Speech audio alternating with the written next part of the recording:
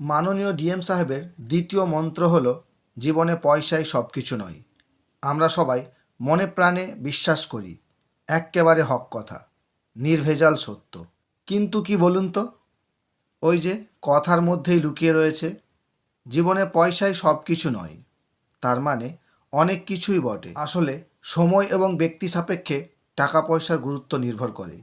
যেমন কেউ তার বাবা মায়ের স্বপ্ন পূরণের জন্য, তাদের খুশির জন্য টাকা পয়সাকে খুব একটা গুরুত্ব দেয় না। আবার কারো ক্ষেত্রে বিষয়টা সম্পূর্ণ উল্টো।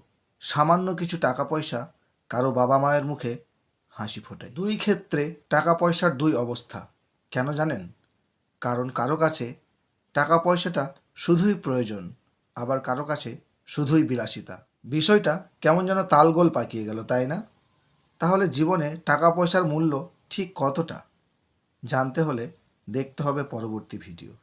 ধন্যবাদ।